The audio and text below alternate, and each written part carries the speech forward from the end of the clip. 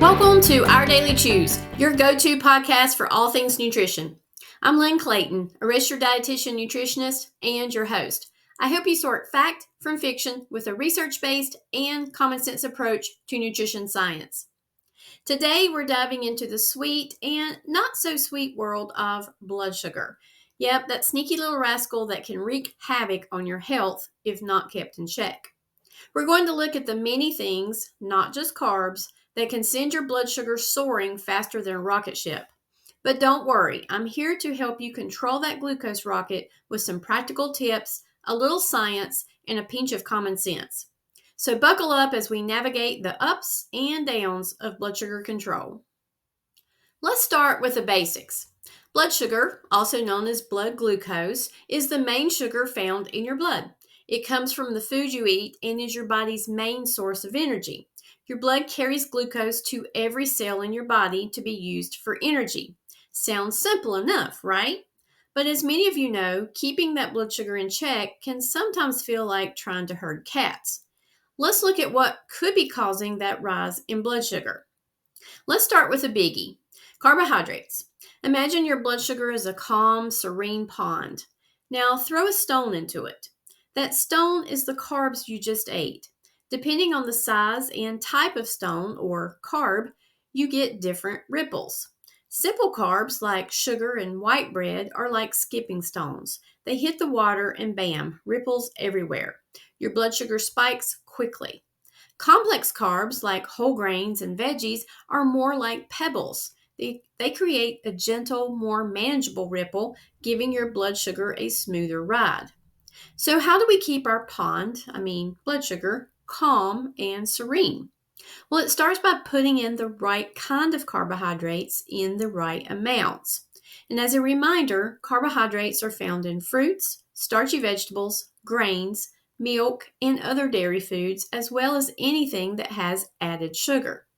Even non-starchy vegetables contain some carbs. A good way to know we're getting the good carbs is to look for fiber. Fiber is the right kind of carbohydrate if you really want to stay healthy. Fiber is not really digested by the body, doesn't contribute calories, and it has been shown to help lower blood sugar as well as cholesterol and helps to manage weight. It's also great for the good bacteria in your gut and for colon health. Fiber is a win-win. To get more fiber, choose those complex carbohydrates like berries, apples, pears, vegetables, whole grains, beans, and nuts and seeds. Avoiding simple sugars found in regular soda, fruit juice, sweets, and candy keeps your blood sugars more stable. If you do eat something that has sugar, be sure to balance it with protein and fat and don't overdo it. And just remember, fiber is your friend, so choose higher fiber foods. But as I've already mentioned, carbs are not the only thing that can spike your blood sugar. Next up is stress. Stress is like that one friend who always shows up uninvited and brings chaos to your party. When you're stressed, your body releases hormones like cortisol that tell your liver to release more glucose into your bloodstream. It's your body's way of giving you a quick boost of energy, also known as the fight or flight response, so that you can escape that saber-toothed tiger. Except now the tiger is an overdue work deadline or a pile of laundry. And if you're constantly stressed, that extra glucose can lead to consistently high blood sugar levels. So next time you're feeling frazzled, try some deep breathing exercises, yoga, massage, or even a good laugh to help keep your blood sugar stable. And sleep is like the nightly cleanup crew for your body. When you don't get enough shut-eye, it's like leaving the trash out overnight. Your body struggles to manage blood sugar levels, making them more erratic.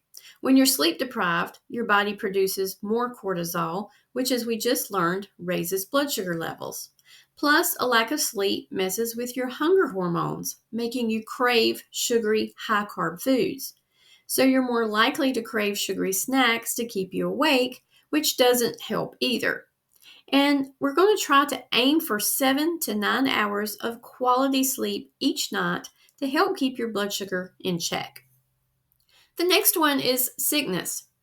When you're sick, your body goes into fight mode, releasing stress hormones, which brings extra glucose for energy to battle the illness or fight off the infection. This can cause your blood sugar to rise. It's like your body's defense system calling for reinforcements, except those reinforcements come with a sugary price tag. It's your body's way of saying, hey, we've got bigger problems right now. And for people without diabetes, your body has countermeasures like the pancreas releasing more insulin to keep those blood sugars in check. But if you have diabetes and get sick, blood sugar levels can go crazy. It's important to monitor your blood sugar levels more frequently when you get sick and have diabetes.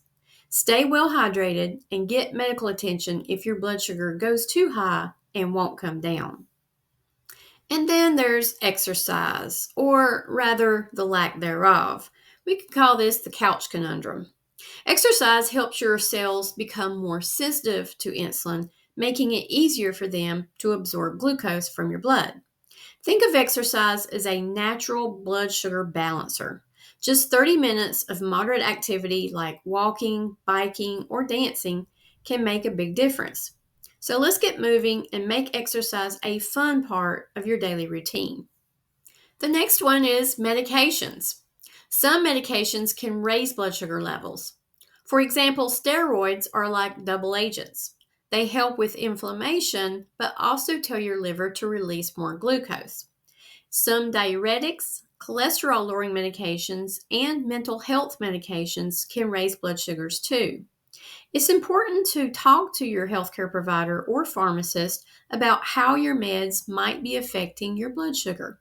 Ask if there is an alternative medication that might work without raising your blood sugar. And let's not forget about toxin exposure. Chemicals found in some plastics, pesticides, and other environmental pollutants can disrupt your body's endocrine system and mess with your blood sugar.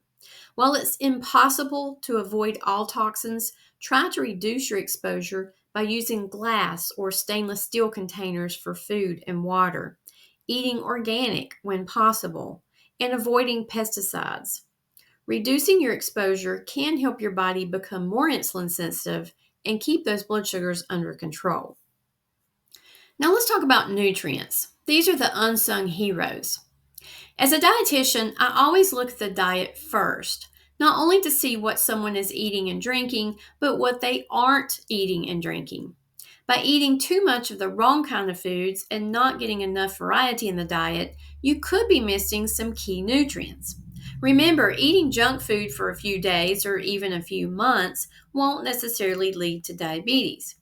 But if that becomes a dietary habit, eating a diet devoid of nutritional value but full of excess added sugars and unhealthy fats can definitely lead to the development of diabetes. Don't take your nutrients for granted. Make sure you get enough of the good stuff. So let's talk about some of these nutrients. We have certain vitamins and minerals that play crucial roles in glucose metabolism. Vitamin D deficiency has been linked to insulin resistance. And you can get vitamin D from sun exposure and from foods like fatty fish, fortified dairy products, or from supplements. Omega-3 fatty acids from foods like fish, walnuts, and flax seeds can reduce inflammation and improve insulin function. Magnesium is an important mineral that helps your body use insulin more effectively. Foods rich in magnesium include leafy greens, nuts, seeds, and whole grains. Chromium is another key player. This mineral enhances the action of insulin by helping your cells take in glucose so it doesn't hang out in your blood. You'll find chromium in broccoli, grape juice, whole grains, and lean meats.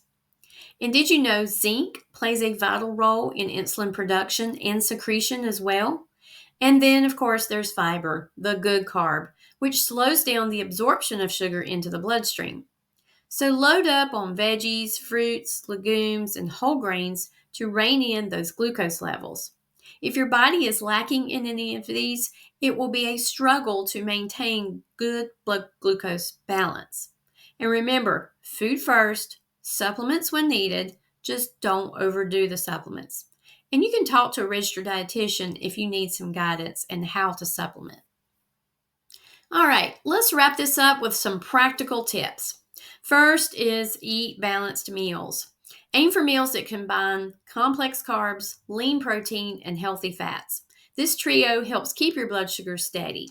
And use the recommendations from the government's My Plate and fill up half your plate with non-starchy vegetables, a quarter with lean protein, and a quarter with whole grains or starchy veggies. This helps slow down the glucose release, keeps you full longer, and provides a variety of foods to get in your nutrients. Pay attention to portion sizes and avoid mindless snacking. Be mindful of what you're putting into your body. The three keys to a healthy diet includes balance, variety, and moderation. Secondly, include nutrient-rich foods. Intentionally including foods high in magnesium, chromium, zinc, omega-3 fatty acids, and vitamin D, as well as fiber-rich foods in your diet can help support glucose metabolism. And thirdly, stay hydrated. Drink plenty of water. Staying hydrated helps your kidneys flush out excess sugar. And water is also needed to transport those nutrients to your cells. And fourth, stay active. Getting regular exercise helps to build and maintain muscle, improve insulin sensitivity, and burn off glucose for energy.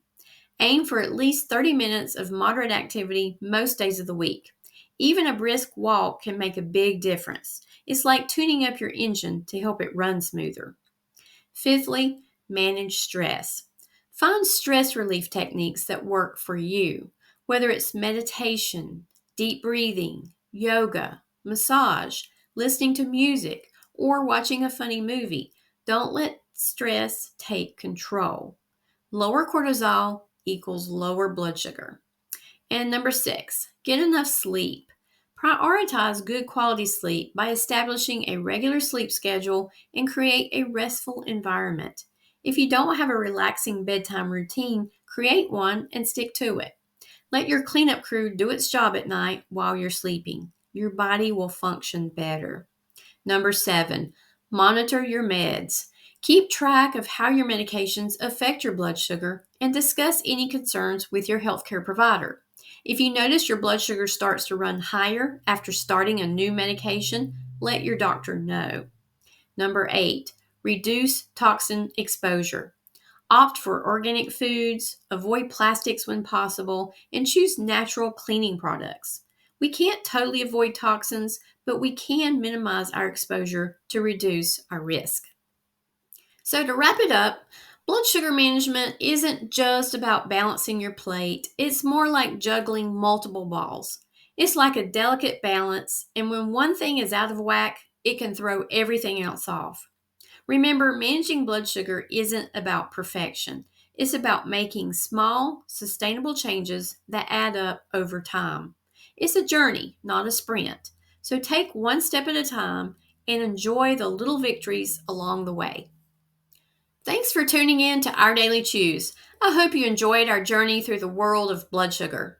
Remember, you have the power to take control of your health, one healthy habit at a time.